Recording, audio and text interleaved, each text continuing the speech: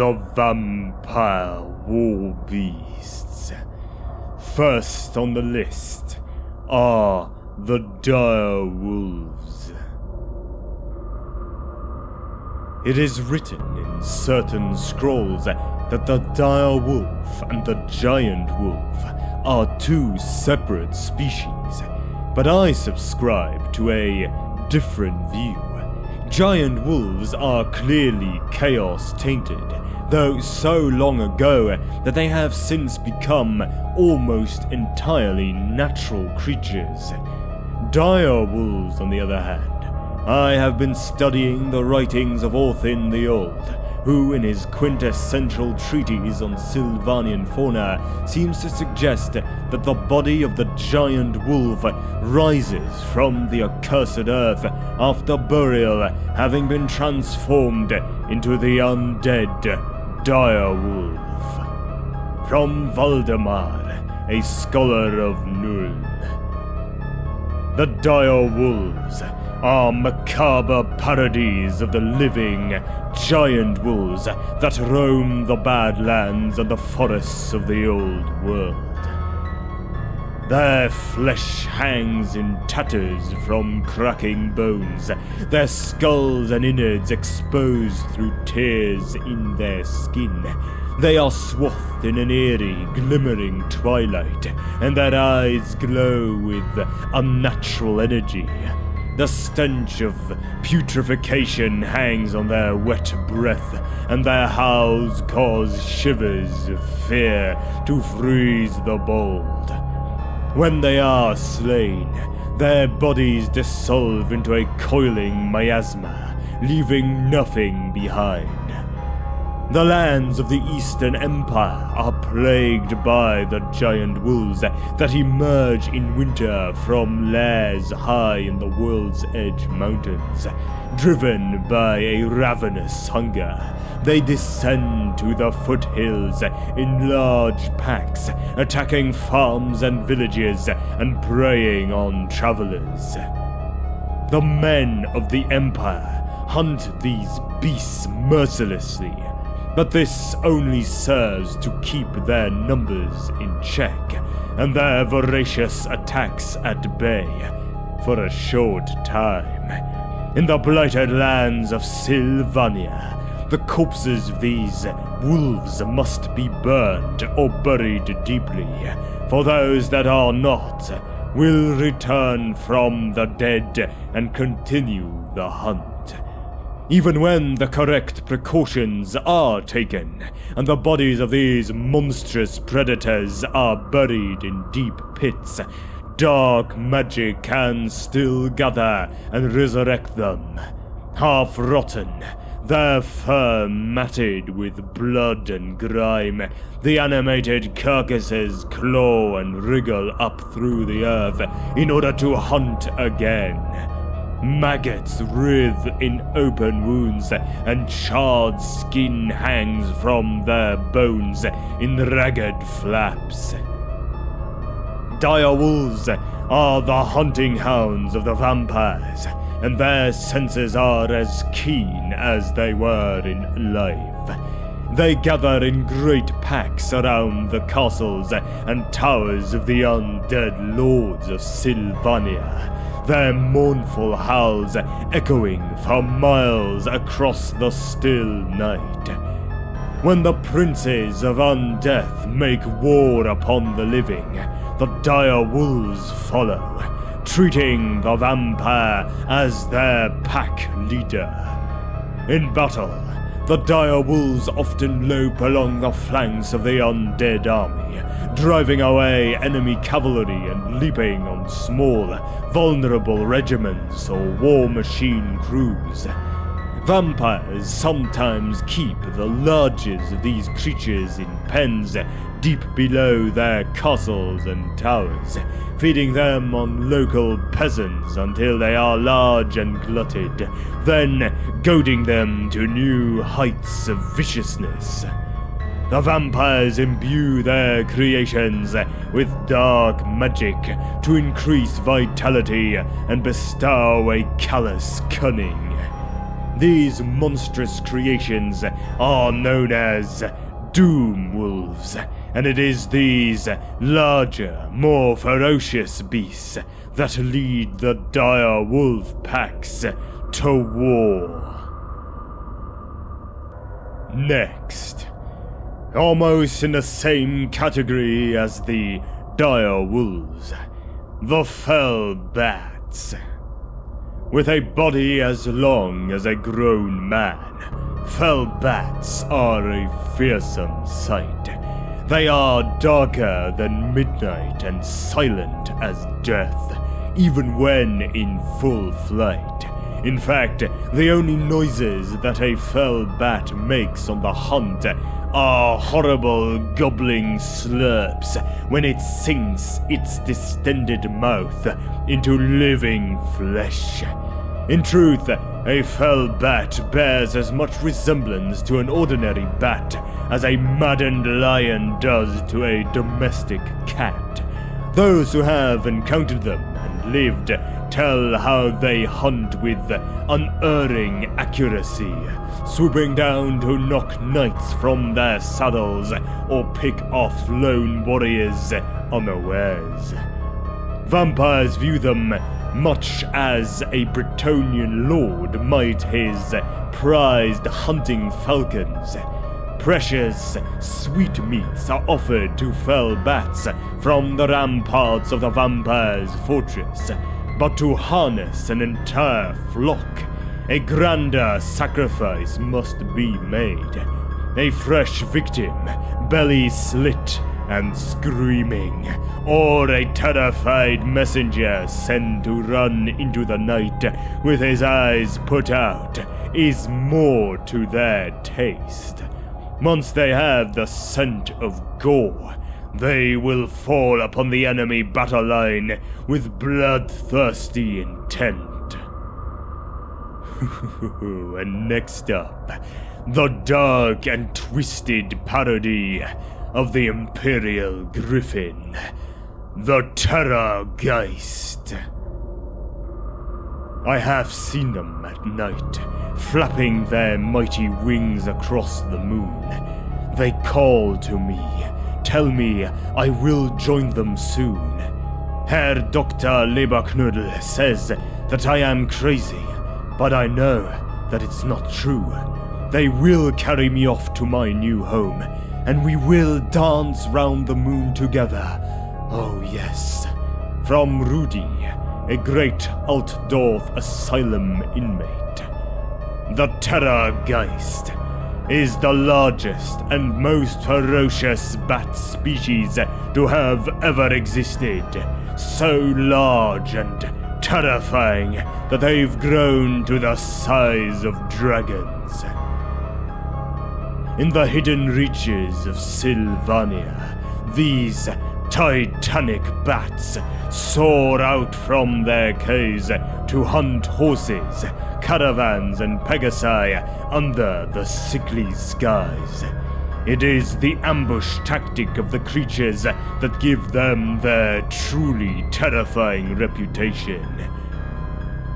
Its vision is poor, so the swooping monstrosity ensures that its prey is rendered motionless by emitting a piercing shriek so loud and unexpected it can stun even a Bretonnian warhorse into paralysis. At that precise moment, the Terrorgeist will dive down, gather up both rider and mount in its talons, and return to its lair to glut itself on the warm blood of its victims. It is the mortal remains of these troglodytic beasts that the ghoul kings of the caverns bind to their service. The binding process comes easily to these reclusive vampires, for Strigoi ghoul kings and Terrorgeists have much in common. As dark magic swirls around the monstrous cave creature, a bond of blood is formed between master and beast.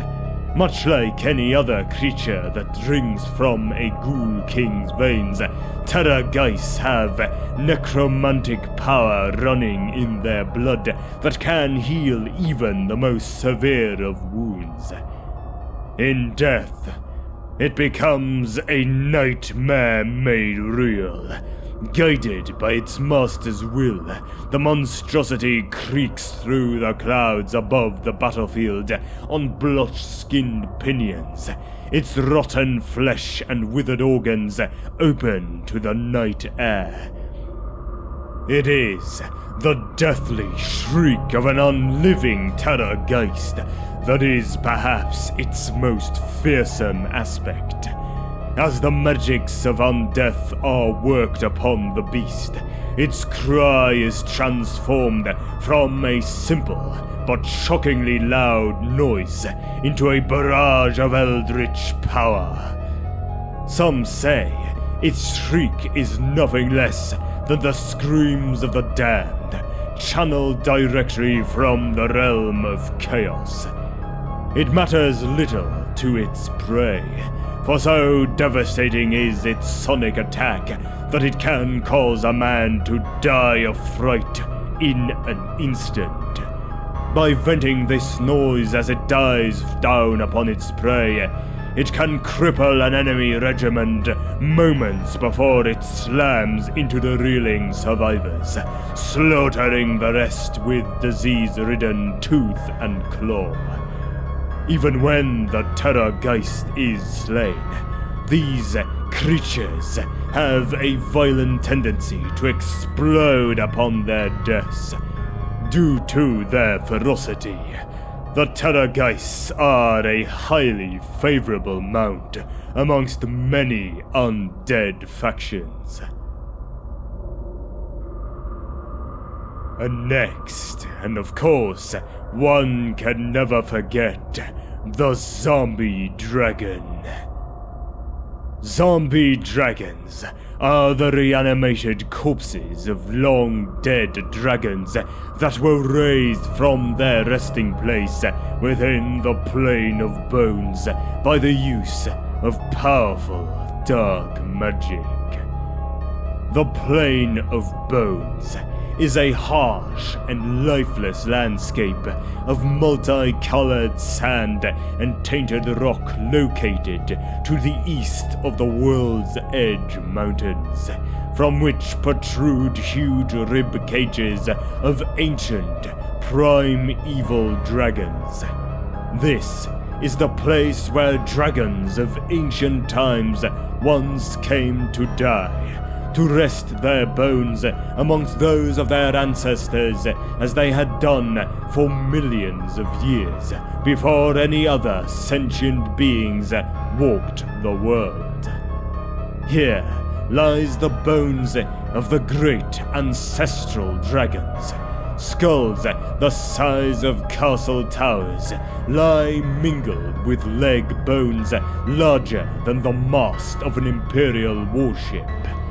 These bones date from the ancient days of the draconic race. Though today's dragons are of a lesser breed, they are still incomparably mightier than other races of the world. However, following the arrival of chaos, the Plane of Bones has since become saturated with large amounts of dark magic. This magic eventually contaminated the remains of these dragons, forcing them to rise once more as the first zombie dragons. Ever since then, vampires and powerful necromancers of all kinds have been known to take a pilgrimage to this ancient landscape where they pick through one amongst many dragon remains. Once he finds a suitable corpse, the vampire or necromancer who used the excess dark magic that contaminates the land to resurrect the dragon back to life as his eternal combat mount. These once majestic creatures staggered upright once more with a great despairing roar before stooping to allow their new master to ride atop their powerful shoulders. Animated by dark magic, a zombie dragon is borne aloft by great tattered wings, its body covered with thick, withered hide. Though in life it once breathed fire capable of melting steel, a zombie dragon can only belch forth a cloud of pestilent gas which strips flesh from bones and corrodes armor. Its claws and sword-like teeth remain as deadly as they ever were, and is still capable of ripping an armored knight in half and swallowing his war horse in one motion. When such a monster is used as a steed by a powerful vampire lord, even the greatest heroes quail before the raw might of undeath. For the combined might of vampire and his undead dragon is enough to break the back of any army sent against them. Wreathed in a fog of rots and surrounded by swarms of blood-hungry flies, a zombie dragon can turn the tide of a battle purely by dint of its horrific presence. I thought there were few pleasures left in the world that I had not already experienced. Certainly none that were worth expending any effort towards. I must confess, though, to the great thrill I felt when I first bound Agorak the Silent to my will. As delicious as it was, it paled in comparison to the joy I felt when I finally had the opportunity to unleash him on my enemies. Nothing quite like a dragon to put fear into the hearts of men. So much better if he's undead. From Constantine von Carstein, a vampire lord. And then, at last, the living personification of a nightmare. The Abyssal Terrors. The Abyssal Terrors, also known as the Winged Nightmares, is a term given to a wide variety of terrifyingly powerful monsters, living or undead, that serve as a combat mount for only the most warlike vampires. Some of these monsters are creatures of chaos, born from the mountains, the resurrected hybrids of rapacious beasts, or resurrected monsters that were given life with the use of necromancy. Others are nightmarish creations that were given bodies of writhing blood and flayed skin thanks to the use of science and dark magic. The most common of these variants are generally winged creatures. Most Abyssal Terrors are inevitably born to war on ragged wings, allowing their undead masters to strike at the heart of the enemy army. The latter-day von Carsteins, for their part, were known for their use of a huge wolf-headed variant with slavering jaws and leathery wings. The exposed spinal columns and bony tails of this particular mount oozed with a numbing poison that drew all warmth from those it infected. Other than being forced into servitude, when a powerful necromancer or vampire wishes to create an abyssal terror of his own, The creation process has more to do with the unholy combination of mad science and dark sorcery than in any natural process. The most talented of the vampires that create them, such as the Hidden Brotherhood of the Necrarchs, draw a twisted amusement from such blasphemous births. They use parts harvested from a variety of monsters, fusing bone with ragged muscles and sinew together. Their vile creation is finally given animus when Moor's Leap is at its fullest, and a portion of that Cyclopean moon's power is invested in the beast as it lurches and twitches upright. With its birth, the creature is forever bound to the will of his undead master. Join me next time for the mighty and all-powerful vampire war machines.